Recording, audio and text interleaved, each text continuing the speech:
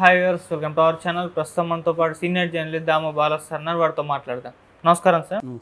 Sir, KCR గారు కూతురు కవిత గారి పట్ల కోపంగా ఉన్నారని, అసలు మొహం చూపించద్దు, నాతో మాట్లాడద్దు అని చెప్పేసి ఆమెకు చెప్పినట్టుగా ఒక వార్త అయితే వైరల్ అవుతుంది సార్. నిజంగా ఈ వార్తలో నిజం ఉందా? అంత కోపంగా కేసీఆర్ గారు కవిత గారి పట్ల ఉండాల్సిన అవసరం ఏముంది? ఆ పాసిబిలిటీ కనిపిస్తుందా సార్? ఏమంటారు అసలు ఈ ఇష్యూ గురించి? ఒక వార్త అయితే వైరల్ అవుతుంది. ఆ వార్త ఏంటంటే కేసీఆర్ కవితను నువ్వు నా ముఖం చూడొద్దు, నాతో మాట్లాడొద్దు అని చాలా పరుషంగా మాట్లాడాడు. అట్లాగే ప్రెస్ మీట్లు పెట్టడం కానీ బయట మాట్లాడడం కానీ చేయొద్దు అని కూడా గట్టిగా కండిషన్ పెట్టాడు. అందుకే ఆమె బిగినింగ్ ఢిల్లీలో చాలా తీవ్ర స్థాయిలో నేను వాళ్ళంతా చూస్తాను, అది ఎవరిని వదిలిపెట్టాను, ఇలాగంతా ప్రతిజ్ఞగా చేసినట్టుగా మాట్లాడిన కవిత తెలంగాణ రాగానే శంషాబాద్ ఎయిర్పోర్ట్లో పెద్ద ఎత్తున ఆమెకు ఇన్విటేషన్ లభించింది. వీళ్ళు వెళ్ళి ఆమెను ఆహ్వానించారు కేడర్ అంతా. సో ఆమె వెళ్ళి నెక్స్ట్ కేసీఆర్ దగ్గరికి వెళ్ళింది. కేసీఆర్ ఇంటికి వెళ్ళి కేసీఆర్కి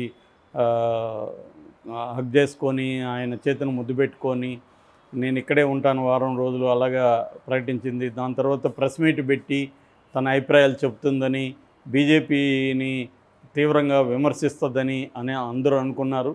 కానీ ఇప్పటి వరకు ఆమె బంజారా హిల్స్ ఇంటిలో నుంచి బయటికి రావట్లేదు అన్న వార్తలు అయితే వినిపిస్తున్నాయి. సో ఎందుకు కవిత సైలెంట్ అయిపోయింది? ఎందుకు ఇంత నిశ్శబ్దంగా ఉంది? ఇంత పెద్ద స్థాయిలో ఎప్పుడూ లైఫ్లో లేనట్టుగా 5.5 నెలల పాటు జైల్లో పెట్టినా కూడా కవిత ఎందుకు నోరు తెరిచి మాట్లాడలేదు? ఇది నాకు అన్యాయం జరిగిందని మాట్లాడలేదు.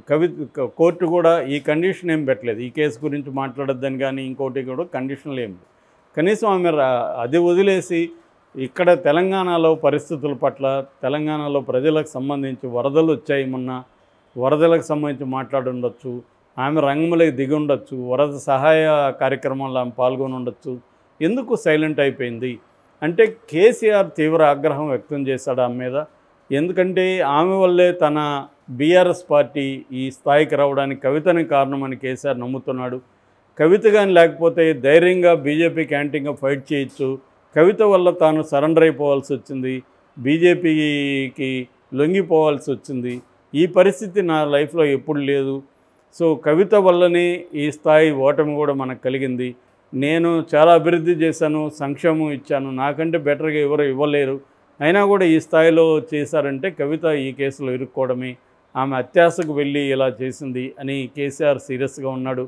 అందుకనే ఆయన ఢిల్లీకి వెళ్ళి కవితను ఒక్కసారి కూడా చూడలేదు. 5.5 నెలల్లో ఒక్కసారి కూడా ఆయన జైలుకి వెళ్ళి పరామర్శించలేదు. సో అంత కన్న కూతురు జైల్లో ఉంటే ఏ తండ్రి అయినా పరామర్శించకుండా ఉంటాడా? కేసీఆర్ ఎందుకు ఉండిపోయాడు? ఆమె 2 సార్లు చాలా సివియర్గా హెల్త్ ఇష్యూల్లో హాస్పిటల్లో జాయిన్ అయితే కూడా కనీసం హాస్పిటల్కి వెళ్ళి పరామర్శిస్తే ఆమెకి అంత కొండంత ధైర్యం వచ్చేది కదా. అది కూడా ఎందుకు కేసీఆర్ చేయలేదంటే ఆయనకి సివియర్గా ఆమె మీద కోపం ఉంది, కవిత మీద. సో కవిత ఇలా చేయడం వల్లే తాను ఇరుక్కున్నాడు, బీజేపీతో స్నేహం చేయాల్సి వచ్చింది. సో ఈ విషయాన్ని కాంగ్రెస్ వాడుకునింది.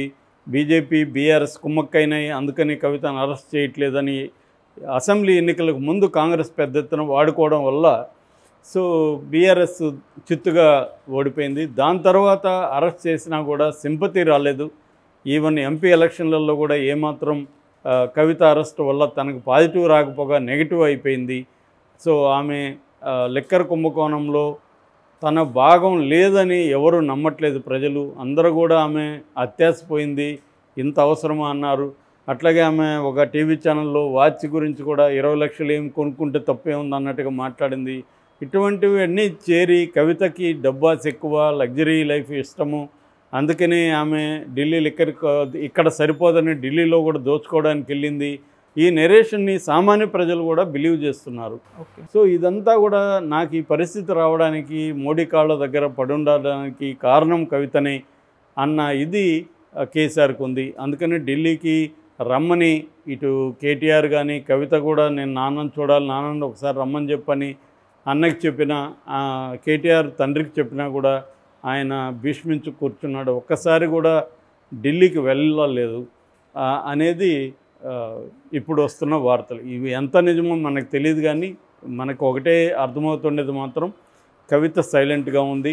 బీజేపీ మీద పల్లెత్తు మాట ఎవరు అనట్లేదు, కవిత అనట్లేదు, కేసీఆర్ కానీ అనట్లేదు. కేసీఆర్ అయినా కవిత రిలీజ్ అయినాక నా తడాక చూపిస్తాను అని అన్నాడని వార్తలు ఆ మధ్య వచ్చాయి.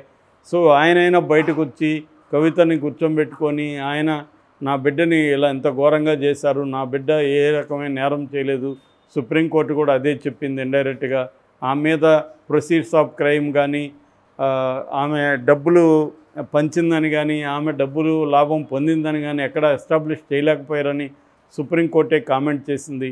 సో ఇవన్నీ ఉపయోగించుకొని ఆయన గట్టిగా మాట్లాడి ఉండొచ్చు. ఎందుకంటే మనకి కేజ్రీవాల్ చూడు ఎలాగా ఇంటీరియం బెయిల్ అప్పుడు కూడా చాలా అగ్రెసివ్గా ఆయన వెళ్ళి మాట్లాడాడు. ఇప్పుడు కూడా ఆయనకి ఈరోజు రేపు బెయిల్ వచ్చే అవకాశం ఉంది. వచ్చిన తర్వాత ఇమీడియట్గా అగ్రెసివ్గా వెళ్తాడు. ఎప్పుడైనా కూడా జైళ్ళకు భయపడో ఇంకొక దానికి భయపడో నువ్వు సరెండర్ అయిపోతే ప్రజల్లో ఇది పోతుంది. వీళ్ళు కానీ ఇప్పుడు కవిత వీళ్ళందరూ వచ్చి రంగంలోకి దిగి బీజేపీకి యాంటీగా కానీ రంగంలో దిగుంటే నేషనల్ లెవెల్లో బీజేపీకి యాంటీగా దిగాలి, ఇక్కడ కాంగ్రెస్కి యాంటీగా దిగాలి. దిగునుంటే కొంత మైలేజ్ వచ్చేది.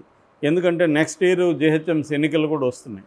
కానీ సైలెంట్గా ఉండడంలో అర్థం ఏంటి అంటే ఒక వాదనకి బలం చేకూరుతుంది. ఆ వాదన ఏంది, బీఆర్ఎస్ బీజేపీ ఒకటైపోయినాయి, త్వరలోనే బీఆర్ఎస్ బీజేపీలోకి విలీనం అయిపోతుంది అన్న ఒక వాదన అయితే ఏదైతే ఉందో సాక్షాత్తు సీఎం రేవంత్ రెడ్డి మాట్లాడాడు. అట్లాగే ఆర్టీవీ రవిప్రకాష్ దాని మీద లైవ్లు పెట్టి చెప్పాడు. సో దీనికి బలం చేకూరుస్తుంది. జనం కూడా ఇదే నమ్ముతున్నారు. ఎందుకంటే నిజంగా బీజేపీకి యాంటీగా వీళ్ళు ఉంటే కవిత బెయిల్ మీద వచ్చినాకైనా సరే కవిత మాట్లాడకూడదు ఈ కేసులు అనుకుంటే కేసీఆర్ ఎందుకు మాట్లాడట్లేదు, నా బిడ్డకి ఇలాగ అన్యాయం జరిగింది, నేను వదిలిపెట్టను, బీజేపీ మీద పోరాటం చేస్తాను, ఇతర రాష్ట్రాల్లో కూడా నేను వెళ్తాను అని ఎందుకు అనట్లేదు. సో అట్లాగే కవిత కూడా బీజేపీకి యాంటీగానో లేకపోతే కేసుకి యాంటీగా మాట్లాడకపోయినా కవిత కూడా కనీసం తెలంగాణ ప్రజల పట్ల నిబద్ధతతో ఆమె రంగంలోకి ఎందుకు దిగలేదు అనేది ఒక వాదన. ఎందుకంటే ఆమె బాగానే ఉంది, ఆరోగ్యపరంగా చూసుకున్నా కూడా యాక్టివ్గానే కనబడింది మనకి బయట. సో ఎందుకు ఆమె మీడియాతో మాట్లాడలేదు, ఎందుకు ఆమె ప్రజల పక్షాన్ని నిలవలేదు, వరదలు వచ్చినప్పుడు కూడా ఆమె ఎందుకు బయటికి రాలేదు అన్న విమర్శలు ఉన్నాయి. సో దీనికి బీఆర్ఎస్ వాళ్ళు సమాధానం ఏమంటే ఆమె ఆరోగ్యం బాగాలేదు, ఆమె జైల్లో రకరకాల ఫిజికల్ అండ్ మెంటల్ స్ట్రెస్కి బాగా గురైంది, దానికోసం ఆమెకి ప్రశాంతంగా ఉండదలుచుకునింది. సో కొద్ది రోజులు ఆమె రెస్ట్ తీసుకొని ఫిజికల్ అండ్ మెంటల్గా సంపూర్ణంగా కోలుకున్నాక తర్వాత రంగంలోకి దిగుతుంది అని వీళ్ళు చెప్తున్నారు.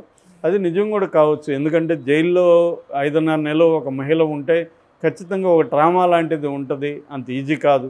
కానీ రాజకీయ నాయకులు అలా ఉంటే వాళ్ళు ఫైట్ చేయలేరు, నిలబడలేరు. రాజకీయ నాయకులు వేరు, మామూలు జనం వేరు. మామూలు జనం జైల్లో ఉంటే సఫర్ అయినా వాళ్ళకి టైం కావాలి. రాజకీయ నాయకులు అలా ఉండకూడదు. రావడమే యుద్ధ రంగంలో దిగాలి, అప్పుడే జనంలో క్రేజ్ ఉంటుంది తప్ప నేను అందరిలాగా నేను కూడా సైలెంట్ అయిపోతాను అని ఉంటే సింపతి కూడా రాదు. ఇప్పుడు కవిత మీద ఎవరికి సింపతి లేదు. నేను అనేక పోల్స్ చూశాను, కవిత తప్పు చేసిందని మీరు అనుకుంటున్నారంటే 90% 60 to 90% పీపుల్ తప్పు చేసిందనే నమ్ముతున్నారు, ఆమె దాంట్లో భాగమనే నమ్ముతున్నారు. కవిత మీద ఎక్కడా సింపతి రాలేదు. ఆమె జీవిత శిక్ష విధించాలని కూడా డిమాండ్ చేస్తున్నారు.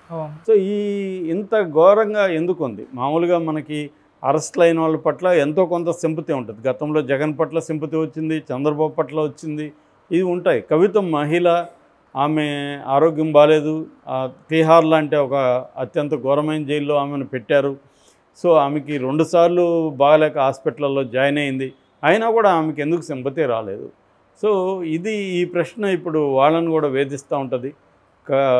ఖచ్చితంగా కేసీఆర్ మౌనంగా ఎందుకున్నాడు, కవిత ఎందుకు మౌనంగా ఉంది అనే ప్రశ్నలకి అయితే అందరూ తమకు తోచిన పద్ధతిలో తాము ఆన్సర్లు ఇచ్చుకుంటున్నారు. అందులో నేను చెప్పిన వెర్షన్ సర్క్యులేట్ అవుతుంది. ఎందుకంటే కవితని కేసీఆరే మందలించాడని, నాతో మాట్లాడదు, ఇప్పుడిప్పుడే కలవద్దు, నన్ను సైలెంట్గా ఉండు నువ్వు కొద్ది రోజులు అని చెప్పాడు, ఆగ్రహం వ్యక్తం చేశాడు. నువ్వు కానీ అత్యాసకు పోయి ఉంటే నాకు కానీ బీఆర్ఎస్కి కానీ ఈ పరిస్థితి దాపురించేది కాదు అని కవిత మీద ఆయన ఆగ్రహం వ్యక్తం చేశాడు అంటున్నారు. అది నిజమో కాదో తెలియదు కానీ నమ్ముతున్నారు ఈ వెర్షన్ అయితే. Okay sir, thank you so much sir.